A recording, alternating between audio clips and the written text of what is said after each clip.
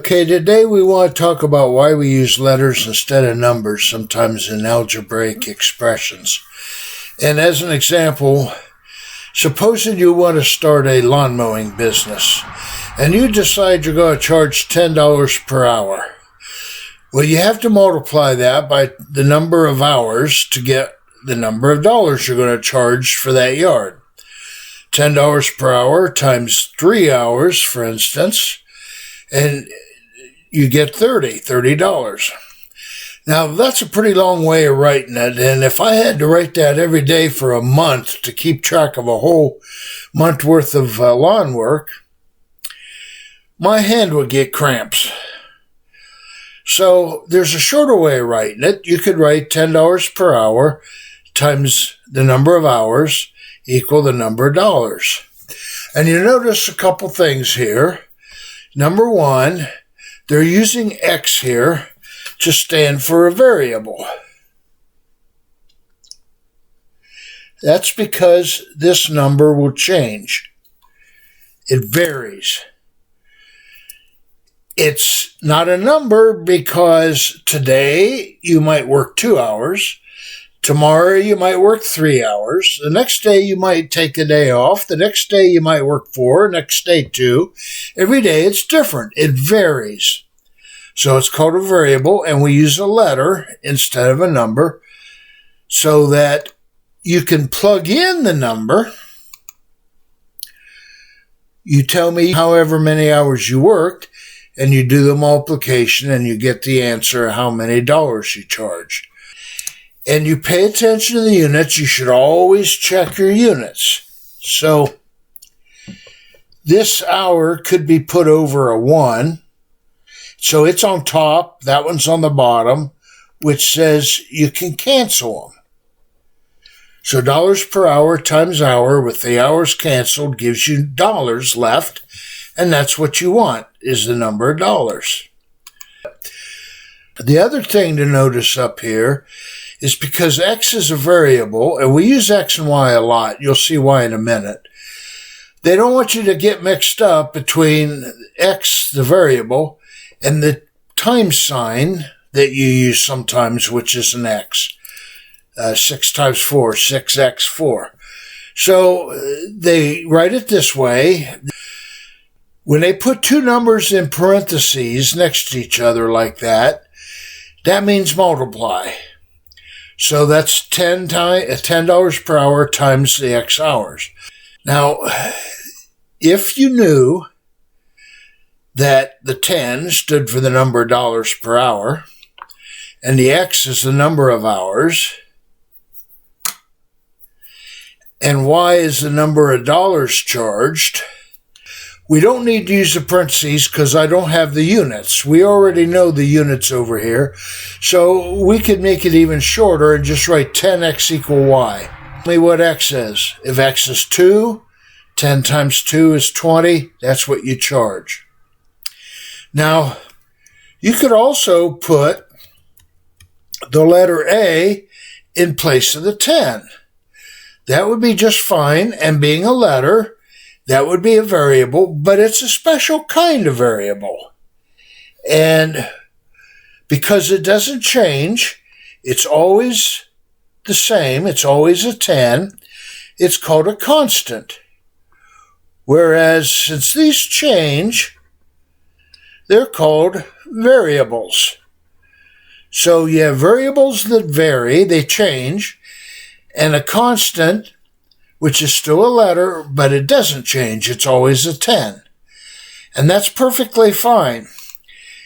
As an example, the charge on an electron, 1.602176662 times 10 to the E minus 19 coulomb. Now, I know you don't know what an electron is yet, and you don't know what E to the minus 19 or a coulomb is yet. We'll learn that all one thing at a time. But it means you got to move your decimal over 19 places. So it's the same as this number here, which is a pretty tiny number. 1.1 is 1/10. 0.001 is 1,000. 0.00001 would be a millionth. So here you have a billionth, trillionth, quadrillionth, quintillionth. Take a hell of a lot of them. Now, moving on, we could make your equation even more complicated if we wanted to. And say that L stands for the labor cost per hour. T is the number of hours. We could add the cost of gas per gallon times the number of gallons to equal what you charge. That way you're charging for your labor, $10 per hour times 2 hours plus $2 a gallon times a gallon, and add the two together to get what you charge. Now, there's a couple ways you could show that. The first way, coming up here again when we said we're going to look at what X and Y is, okay? There's something called the Cartesian coordinate system. It's called Cartesian because a fellow named Descartes, philosopher and mathematician, invented it. And it's basically a number line with plus and minus numbers, but it also has a line in another direction so you can compare two things. One of them is usually labeled an X. Sometimes they put a T here for time, because sometimes you're measuring stuff by 1 day, 2 day, 3 day. We'll do that in a minute.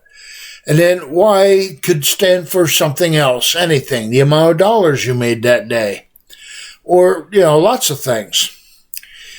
So to understand how this works, you could look at it like a city map. Say you live down here on this corner, and up here on this corner is an ice cream shop, and you want to tell somebody how to get there. You would tell them go over 1, 2, 3, 4, 5 blocks, and up 1, 2, 3, 4, 5, 6 blocks. Over 5, up 6. Well, basically you do the same thing here. What we do is we fill in information, and say we come over, and the first day, supposing you make $5, because, look, you had to go get gas, you had to go buy a lawnmower, you had to find a customer, so you didn't have a chance to only mow a little yard that day. So you come up from the 1, you go over to the 1, and you come up to the dot, and you put a dot there. So later, when you want to read the map, you look over from the dot, and it's at a 5. You made $5 that day. Now, second day, if you make 15, you come over 2, and you come up to the 15, and you put a dot at the 2 and the 15, where they cross each other. Then you might put another dot the next day for $20, where they cross each other. Day 3, $20. And you keep doing that all week long. Now, at the end of the week, just to make it easier to see what you got, you could turn it into a bar graph like this. And that makes it easy to see, okay, I made more that day, okay, not as much. Boy, I was lazy that day, and then a little bit more that day. You can make it easier to see how much you made each day. Another way of doing it is to make a line between the two dots, or all the dots. And this way you can see when you made more and more and more, okay, less, way down there and back. So you can really easily see how much you made. So those are what graphs are, and we're going to talk a lot more about graphs later. There's a lot of really neat things with graphs. But right now, let's mention your complicated equation that we started talking about. What you could do with that, for example, is you could make a chart like this. Put your date in. Say the 1st of May you started. L, remember, is the number of dollars per hour you're going to charge, $10. Then say the first yard took 1 hour. say gasoline was $2 and it only took 1 gallon. So you have 10 times 2, 10 times 1 is 10, plus 2 times 1 is 2, 10 plus 2 is 12. The next day you did 3 yards. The first one you may charge $10 an hour, but it took you 2 hours because it's a bigger yard. And gas was the same, but it took 2 gallons because it's a bigger yard. 10 times 2 is 20. 2 times 2 is 4. 20 plus 4 is 24. So you got a formula that tells you how to figure out.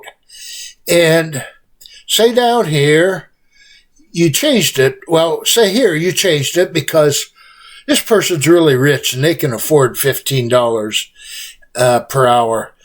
And so you charge them a little bit more a day. You really needed the money, and you were just $5 short, or $10, because it's times 2, short of buying a video game you want. So you charged them a little bit more, and they did it. Then maybe this day you found it's a little old lady, and you wanted to help her out a little bit, and you gave her a discount. But anyway, you can keep track. If somebody comes along and says, you charged me $35 here, is that right? Well, you've got the L, you've got the T, you've got the F, you got the G, you got the formula, and you can calculate it and punch it in on the calculator and say, yep, it's right. Now, I need to mention that you don't need to add all the parentheses in here like I did, because mathematicians understand if you just write it as C equals LT plus FG, they know that the LT written that way means multiply the L times the T and then add that to the product of F times G.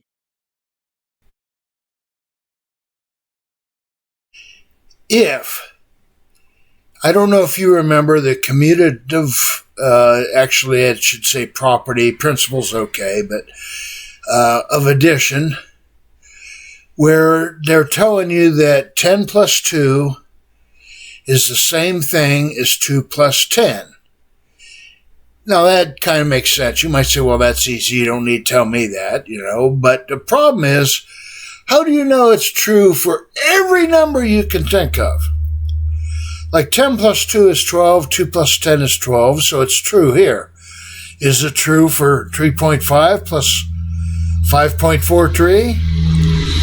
Yes, it is. If you do the math, plug it into your calculator or do it in your head, it's the same. What about 6 3/8 and 7 5/7? Is it the same as 7 5/7 and 6 3/8? It is. But the point is, I could go through 1,000 other examples. I could go through, take 10 years and just keep giving you new numbers and new numbers and new numbers. And yeah, it is. So you might finally think, well, it must be true for every number. Because, look, it was true for 1,000 of them. But you know what? As soon as you start to think, well, it must be true for every number, somebody might come along and come up with a number that's not true. So, if we want to prove that it's true for every number, we got to have a better way of doing it than just starting to use different examples. And so, by saying that letters can stand for any number, if we could prove it using these letters, then we've proved it for every number. And I don't know if this is the one that they would give you in your algebra books. I didn't bother to look up the proof. It's the first one that popped to my mind, and I don't know why it's not a good proof. But anyway, if you want to prove that A plus B equals B plus A, that's what we're trying to prove up here, only we're using letters instead of numbers. Okay, you know from your algebra that you're allowed to add A to both sides. Now, over here I've written add A to both sides. This is because, again, this is another thing they tell you should always do. A lot of people don't.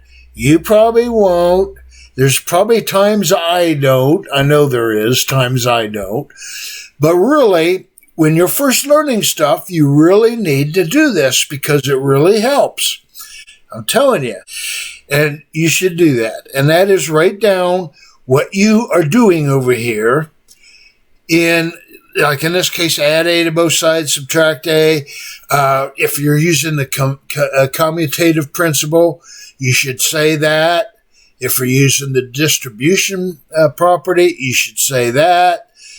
Whatever it is you're doing, just so somebody else looking at your work doesn't have to scratch their head and figure out, what's he doing there? You tell them. So in this case, we added A to both sides. We got A plus B equals A plus B plus A. Ha. I forgot the space there, didn't I? Ha. Okay. And you notice I added the A in front of everything. It doesn't matter where you add it. If you got a teeter-totter and you add, a person that weighs 50 pounds over here and a person that weighs 50 over there, it's still going to be equal. And it don't matter if that person sits in front or behind, right? Doesn't matter. And so we can do it by adding it and both in front. Then we can turn around and subtract an A from both sides, and we're allowed to do that. But again, we can subtract any A we want. There's no rule about which one you subtract. Matter of fact, I might give this problem to you and let you pick which A, and you don't know which ones I added. You just subtract them because you're allowed to do that. And if we do that, if we subtract the first one, the first one here and the last one there, we get A plus B equals A plus B. Well, that's true. 10 is always equal to 10. 12 is always equal to 12. A plus B is always equal to A plus B. So because that's a true statement, we have proved that A plus B equal B plus A for any number you pick. I just saved you 100 years of time trying to make sure that every number I give you works. Aren't you happy with me?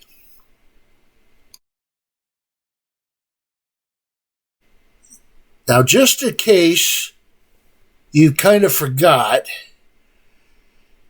besides the commutative principle or property of addition, A plus B equal B plus A, you can switch them around.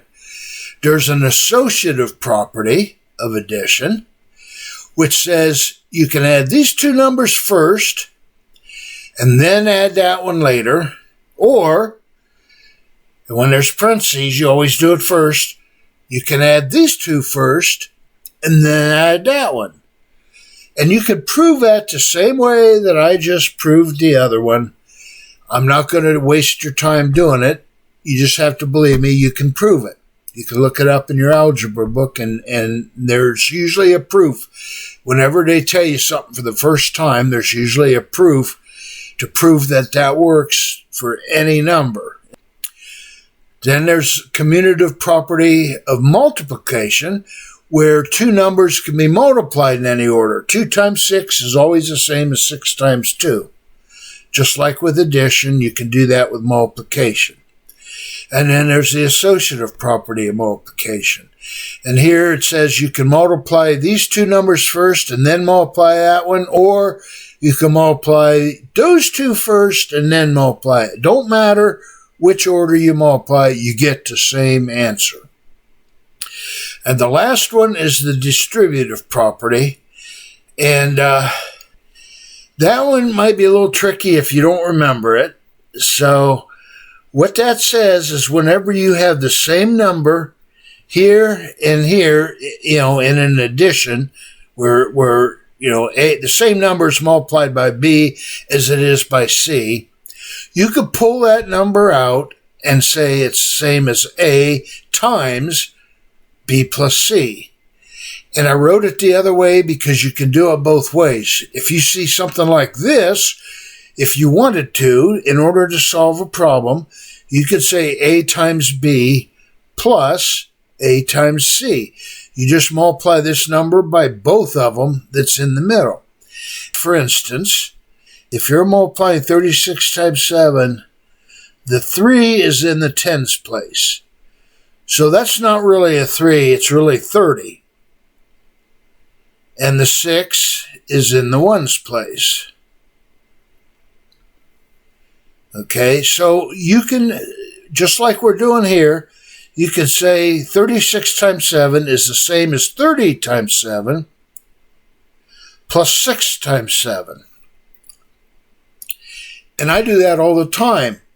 That's a secret for figuring out how to multiply numbers in your head.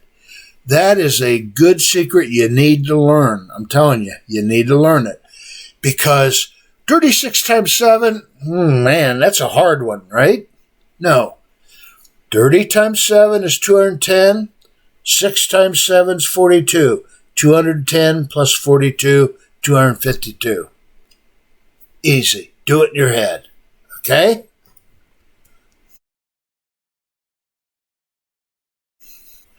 Now, the last thing I want to mention, this is a very simple formula. Very simple formula, right?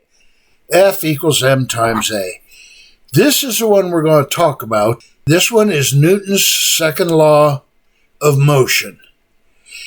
And what it does, it talks about how much force you have to do to push something to make it move, to accelerate it. Depends on its mass. And that's where this and the gravity model that both require you to understand what mass is. And that's where I've been wanting to talk about. It's not weight. Like in the metric system, we talked about how you have meters and centimeters and kilometers instead of feet and inches and yards. And you have liters instead of quarts. And, so you have, a different system, the metric system. We don't talk about mass in our system, but we do in the metric system. And a lot of people might think, well, mass is the same thing as weight. It's not. It is not the same as weight, and that's why we want to talk about it. But in order to talk about it, we need to talk about that acceleration too. So we're going to do that in the next lesson. But the only thing what I want to point out here is that this, when you look at a formula like this, the other thing these letters help you do real easy is figure out that if the amount of mass goes up, we got a teeter-totter. If that side gets bigger, then that means this side has to get bigger. So the more massive an object is, the more force it takes you to push it. And that makes sense, right?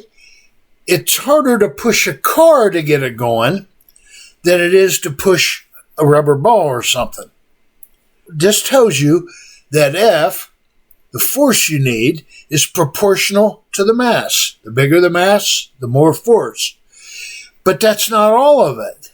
It's also proportional to acceleration. If you want an object to move faster, if it's the same mass, two balls that are the same mass, but you want to push one faster, that means you have to use more force.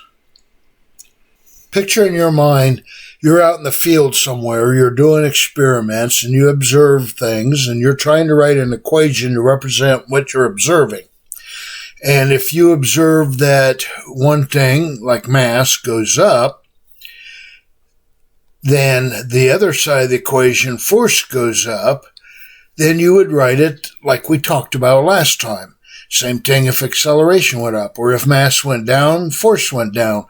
They'd be proportional, and you would write it like we mentioned last time. But what I forgot to mention is that, for instance, if you had something in the denominator, or let me put it this way, if you noticed that if something like time went up, and that caused force to go down, It's not proportional. It's inversely proportional. One goes up, the other goes down. Then you would write it in the denominator of a fraction instead of writing it on top. It would be on the bottom. And that should make sense because if you have, say, a fraction, 1/2, and you change the 2 to a 6, so that now you have 1/6, you have a bigger number on the bottom. 1/6 of a piece of pie is smaller than 1/2 of the pie. So the larger number down here makes that fraction smaller.